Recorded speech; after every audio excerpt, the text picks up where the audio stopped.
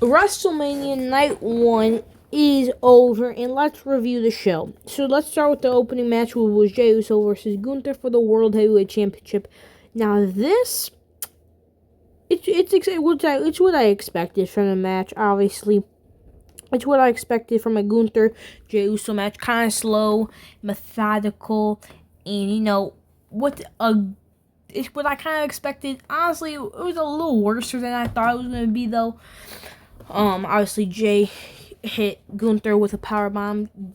Gunther hit Jey with power bombs. It's just the name of the game, like always. We got Jey hit like 3 super kicks, which I think is a new world record for him in hitting in a match. I don't think he's ever hit more than 3 super kicks in them. I think he's actually hit. That's probably the least amount of super kicks he's ever hit in a match, I think. It took him till like the very end of the match. He hit some kind of weak spears, if you ask me.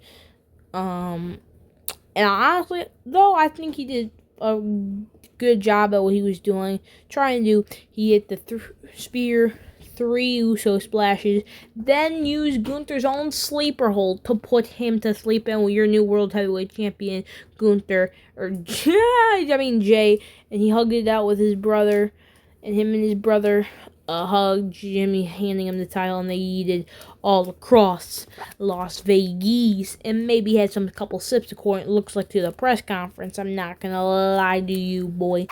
So, yeah, I thought that was pretty solid. Next up, we got the LA Knight United States Championship match with Jacob Fatu.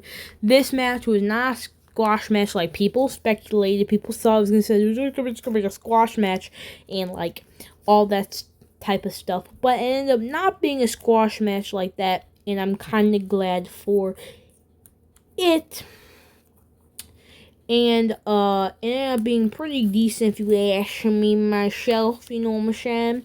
I can't believe LA Knight hit a out of nowhere BFT after Jacob Fatu did that springboard moonsault thing. That was pretty cool. Though that's crazy though that Jacob Fatu somehow survived that.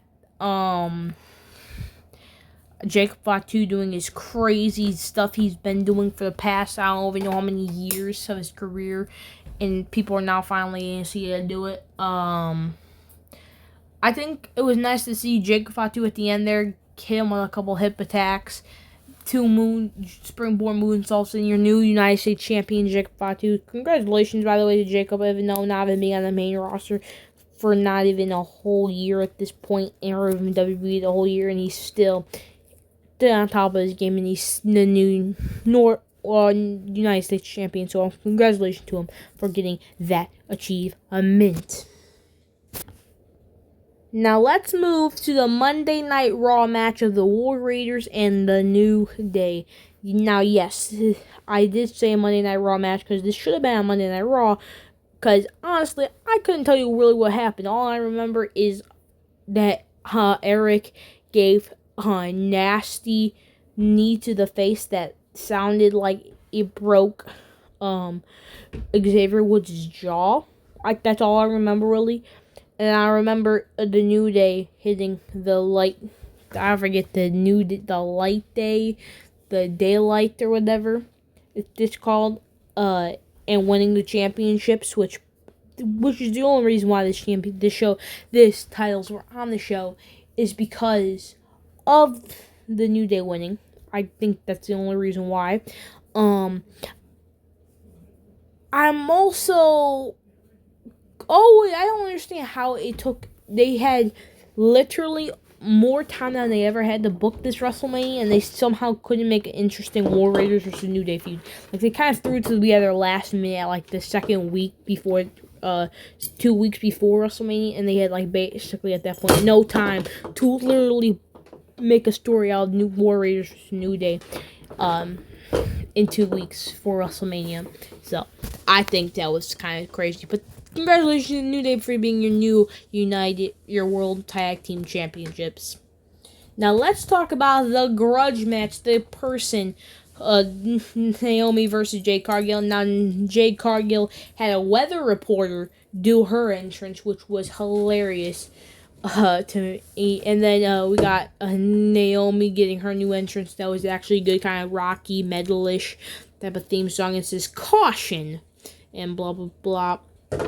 And I thought it was a pretty solid match. Kind of what I expected. Jay having control a lot of this match. And at the last second, Naomi kissed her finishers and kind of take advantage. If there's a split leg moonsault, but of course Jade Cargill ends up finishing Naomi off with the jaded 1-2-3, and Jade mocks in Naomi's face, winning the match. Which, by the way, congratulations to Jade Cargill for winning this match. I think she probably deserves it, and I feel like something big in her future is gonna come. Maybe I don't even know, maybe a championship. A match somewhere in the future, but I do think that will be in her future, and I'm very excited to see what WWE has plans for her, because I feel like she has biggity plans, and maybe she'll face Tiffany Stratton, maybe? I don't know, just throwing it out there. Now let's talk about the Rey Mysterio versus Rey Fenix match. El Grande Americano versus Rey Fenix match, I meant. That was a pretty good match.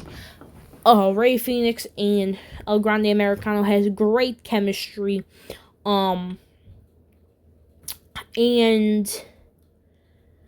the chemistry they had was phenomenal, if I say so myself. I think the cool part of the match is, by the way, where was that middle piece at El Grande Americano? That was definitely in his balls. It just looked like he was in his balls. He had to reach so down far, his hand was basically on his balls. And he put his balls, basically on his forehead. That is nasty, bro. Make sure he doesn't have no pimples or anything, bro.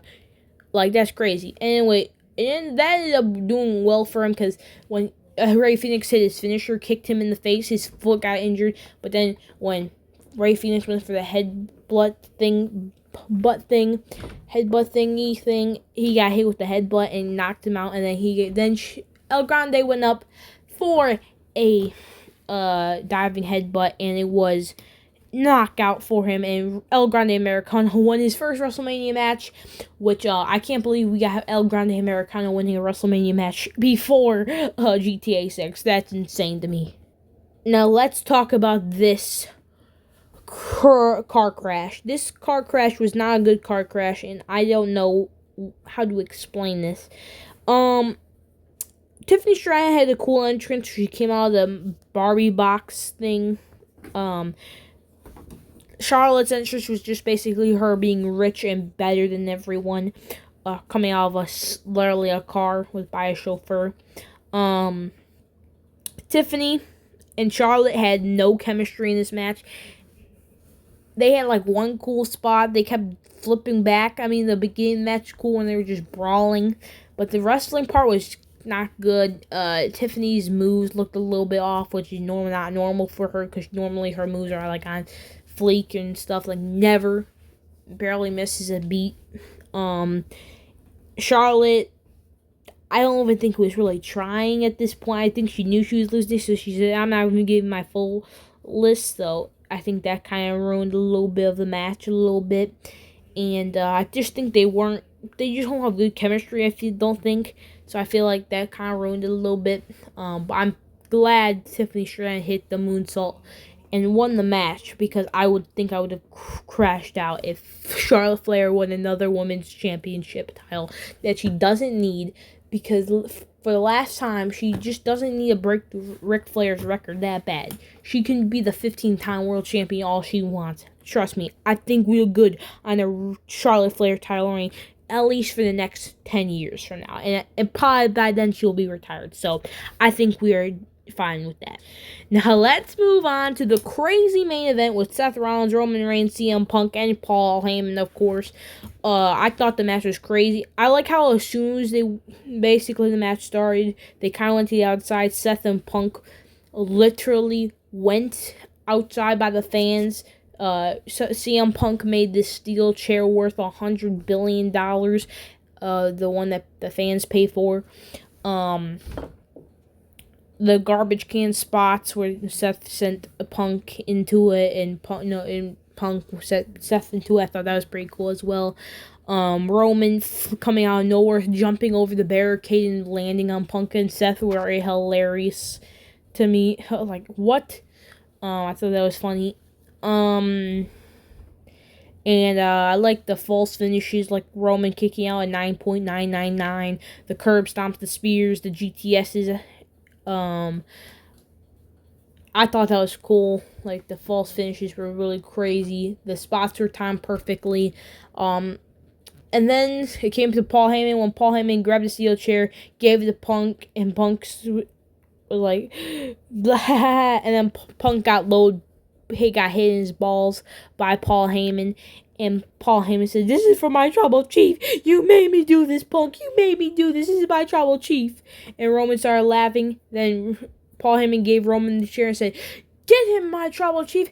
Get Seth Rollins." And then Roman's balls got hit by Paul Heyman again. Then Paul Heyman gave Seth Rollins a chair when Seth Rollins hit the chair against Roman Reigns' back. Hit him with a curb stomp after getting Punk out of there. 1, 2, 3. Seth Rollins won the match, and not what I expected at all. And then we got a new alliance with Seth Rollins and not CM Punk, Paul Heyman, and I kind of interested, and I have questions to see what happens and what is going to happen with that little rivalry or the little partnership. Heck, does Seth cost Cody tomorrow? We'll find out. I think that would be cool.